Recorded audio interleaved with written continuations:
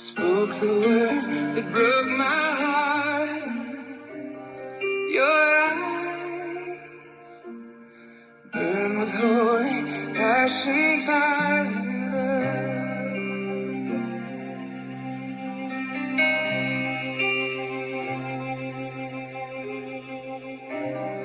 You lead me beside quiet waters. You walk in the shadow of death's darkened door. You make tables right before my enemies. You take oil and then you pour it over me.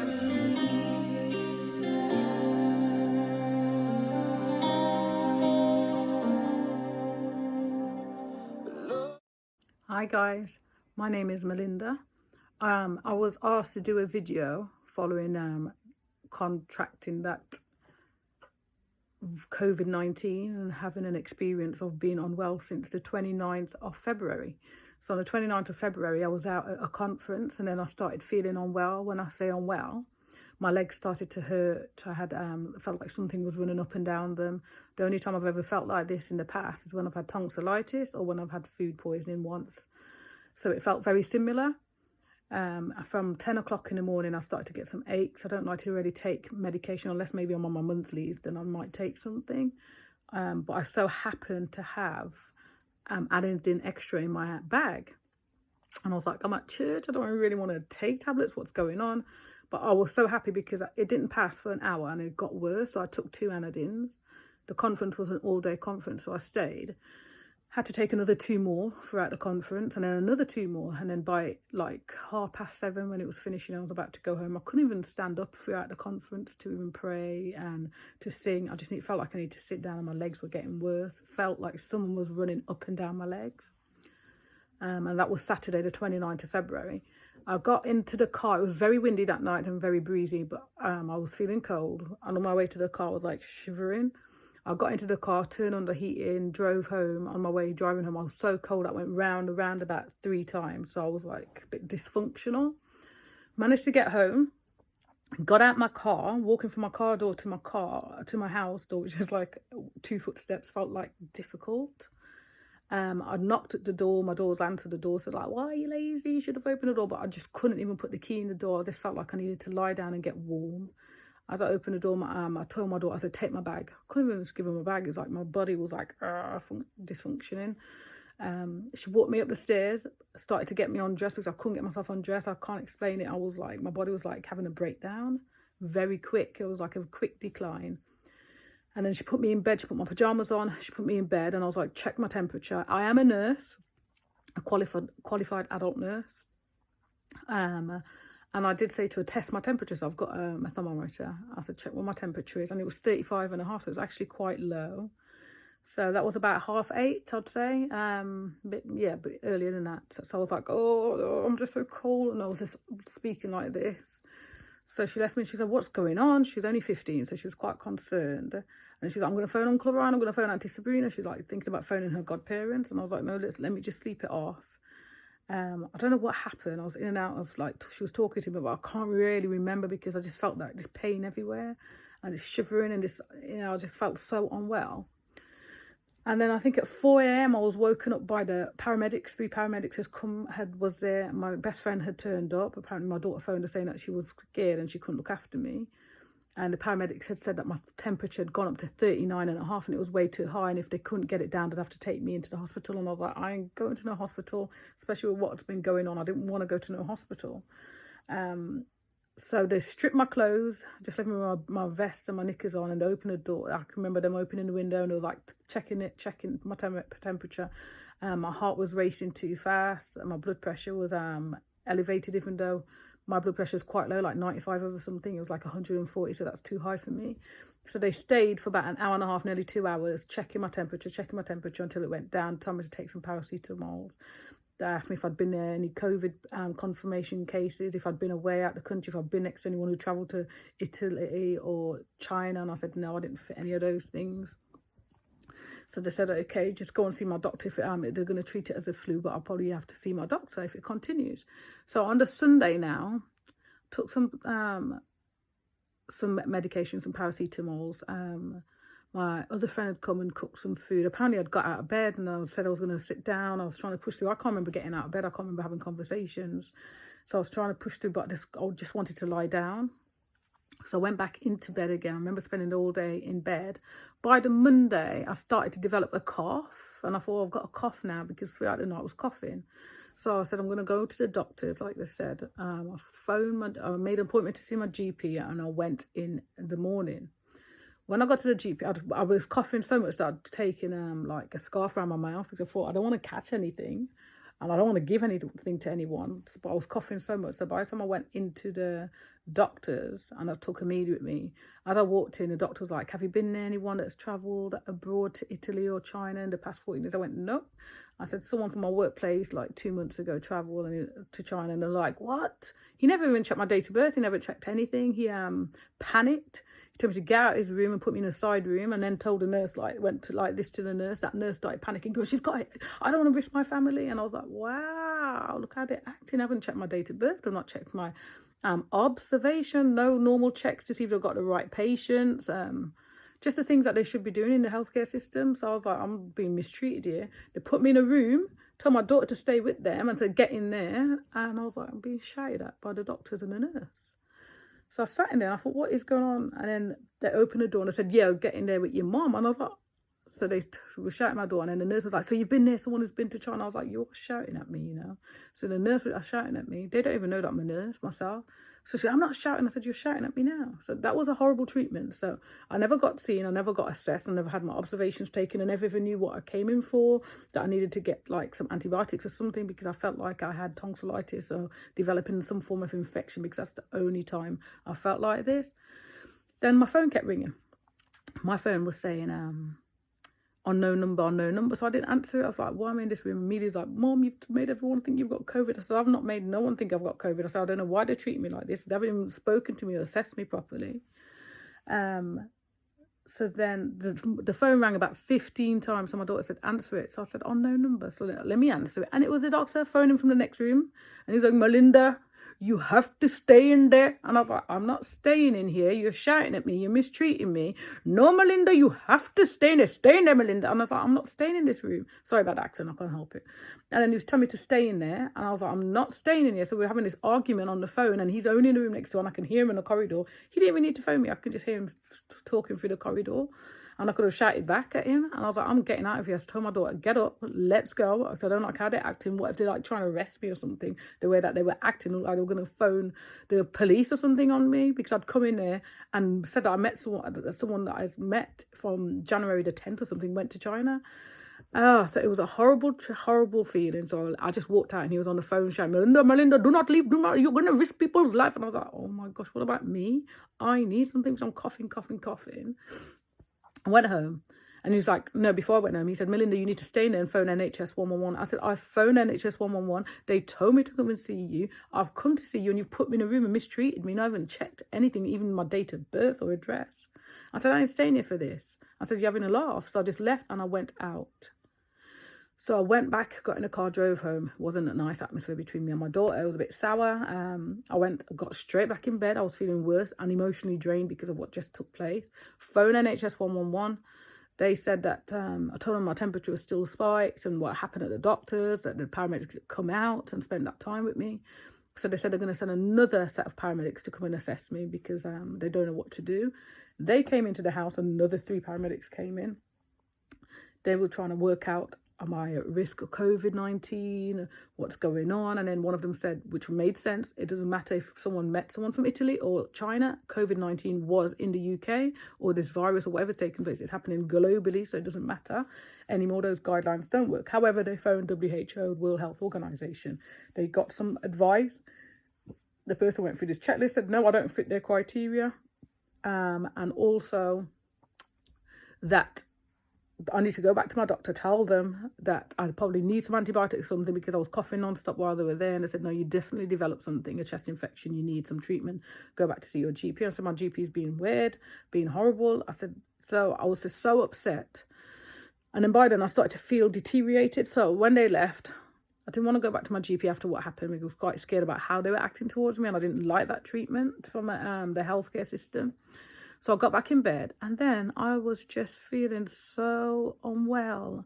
I think I started to cough so much, and the cough went like this.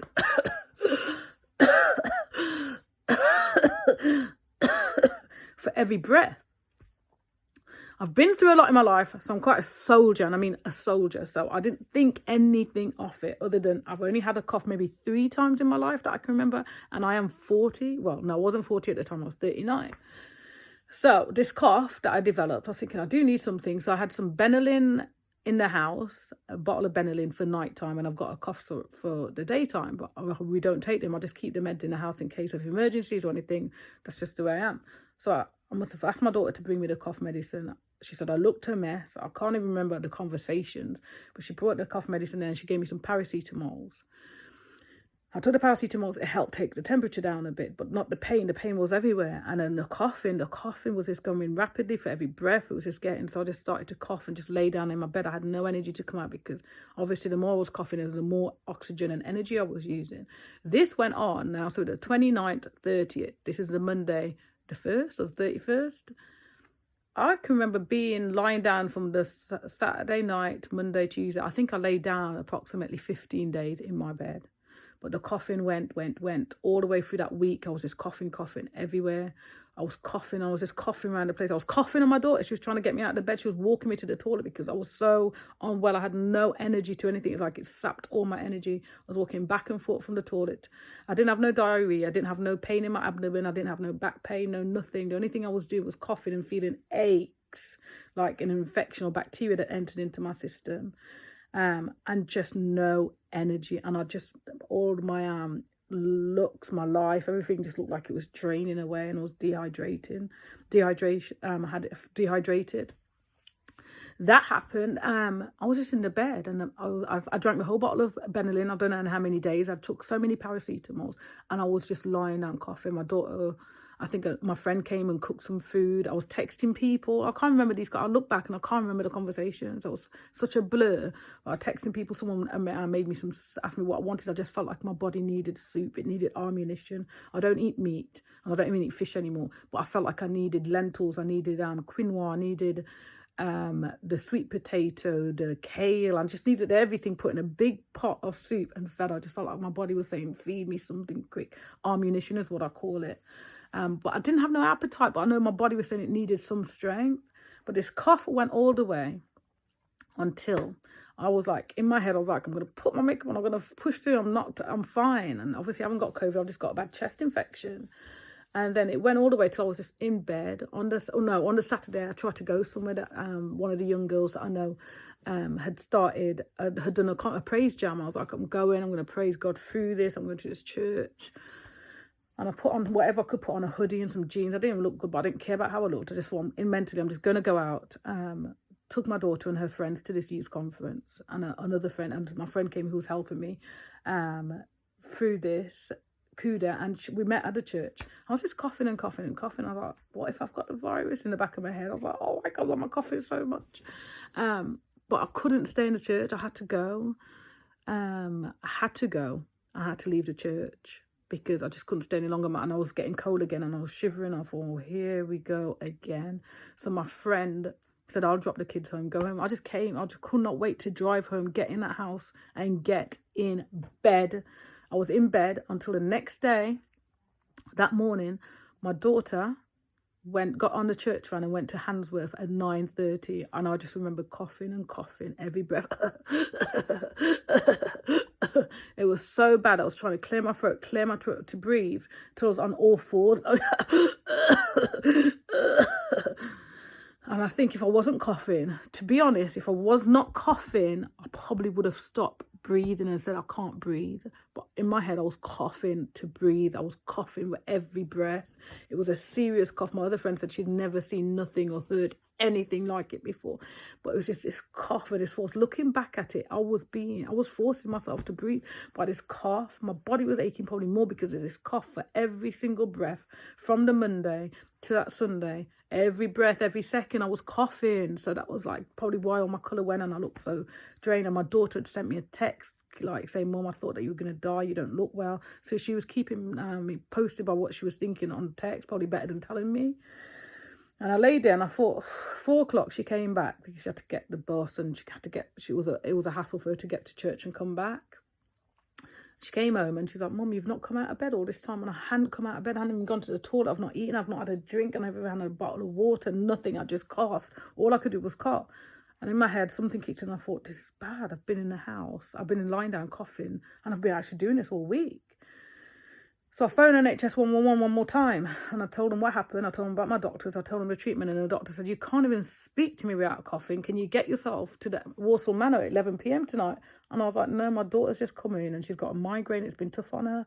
I said, she's sleeping. I said, it's going to be too late to leave. And I've got no family here local to look after her and stuff. So he said, okay. He goes, go to the closest urgent care. He goes, it won't be an appointment, but get there because you need some antibiotics or something. You need to be seen.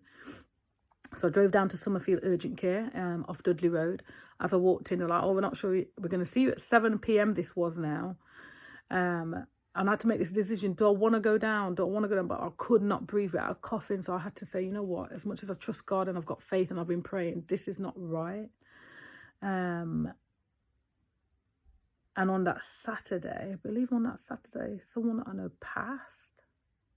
Was it that Saturday? I was just hearing so much negative about people passing with this virus and stuff. So in my head, I was saying, have I got it? And another part of me was saying, no, you haven't got it. Don't believe that because maybe something will take a grip on me, make me go downhill even more.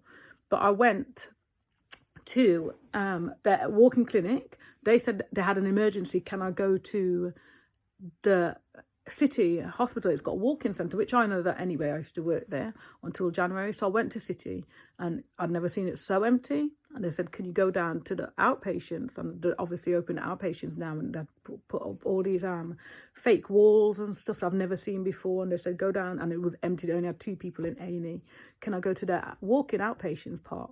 That in outpatients. So I went down there and there was about 3 people in front of me. But I had this dishcloth around me, this kitchen cloth around me, and I was coughing in because I think I don't want to take in anything. Can't find my mask and stuff that I would have at the house or any extra gloves. And I was just like coughing non-stop. I felt quite embarrassed with other people. Going out of the house made me realise how bad the cough was, how annoying, how it was constant, every breath. And I thought, in my head, I was thinking, how have I been managed this week? Coming out of the house and coming out of the environment made me realise the state I was in. And then the doctor called me in.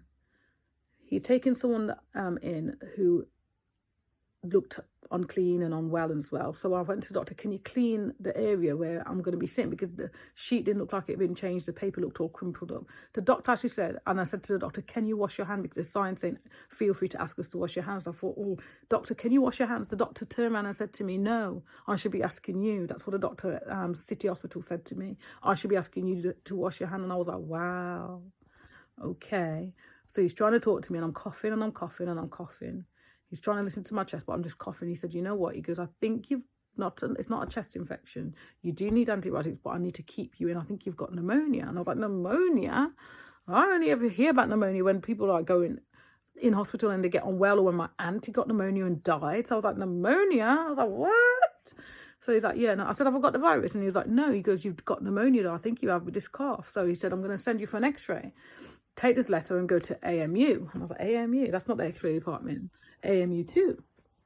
So I went and found myself to AMU 2 upstairs with the letter, told them what happened. They said, we don't know who you are and there's nothing on the system. So that was like, I was like, wow, the same hospital I work at has not done no record keeping and they don't know where I've come from. So I gave them the letter and I was coughing. The nurse took the letter and ran off the ward saying she's got COVID. And I was like, wow, she can't be talking about me like that. But she was. And another nurse came around the corner and said, oh, you haven't been around the country. You've not got COVID-19, have you? I said, not as far as I'm aware of. They think I've got pneumonia. She's like, wow, I'm so sorry about my colleague. She's taking your paperwork. We can't admit to you. She's run off. It took 15 minutes before that nurse came back. And she's like, oh, we've got to give her a mask. I've just gone and got some advice from someone senior. Never even spoke to me. Never got my date of birth. Never got my address again.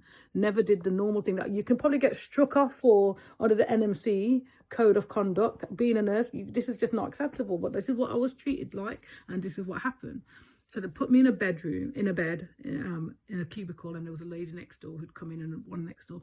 It didn't look, I don't know what AMU2 was meant to look like, but I didn't expect it to look so critically unwell. Well, I thought it looked unwell.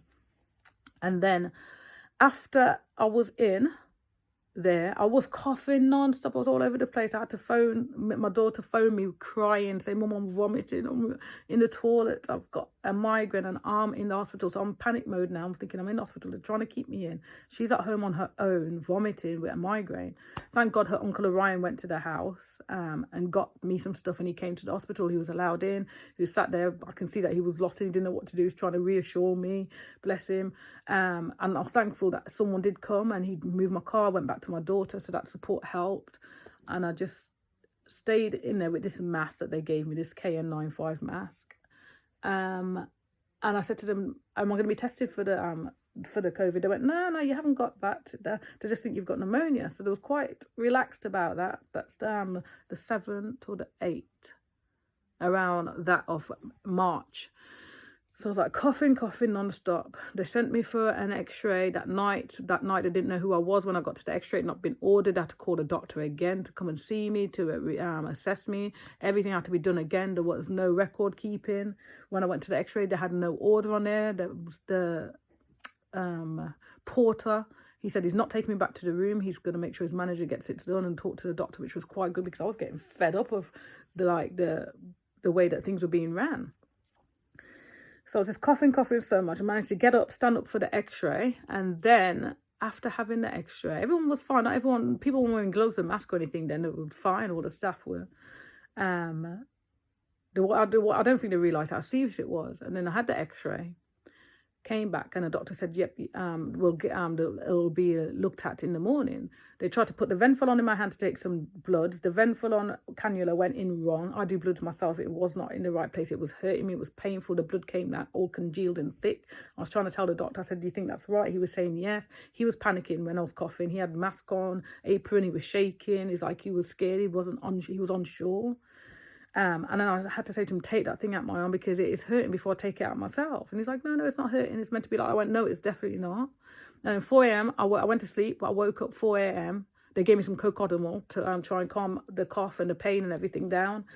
4 a.m., the nurse woke me up to say she had to take some more bloods because apparently the blood was not of good condition and it was not a good sample that he took. Obviously, I did try to say this.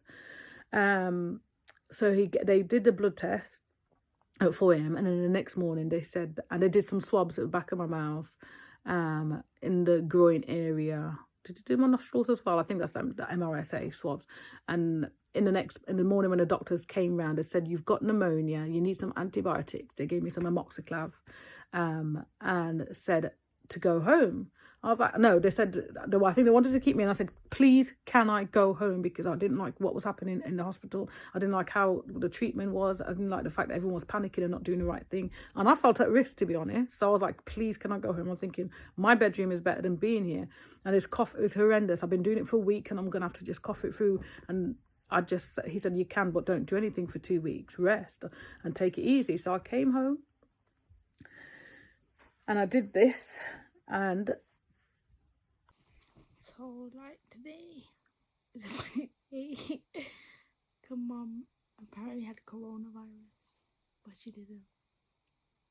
And it was funny. Yeah. Yeah, she's coming out. What are you doing? I'm vlogging. We went hospital and they told me and Mum off for coming in, so they put us in a room and locked us in there, and then they rang us off the phone because they didn't want to come in to tell us ourselves. And then Mum said no and walked out, and then got in the car, kissed her teeth and came home. Then she snitched on them to 111, and now we're just waiting for the ambulance. See you in a bit, guys. So right now Mum's been told she got corona. This is not even funny. I've just told my daughter to make sure she gives the cat some cat food. And she said, Mom, what if we need it?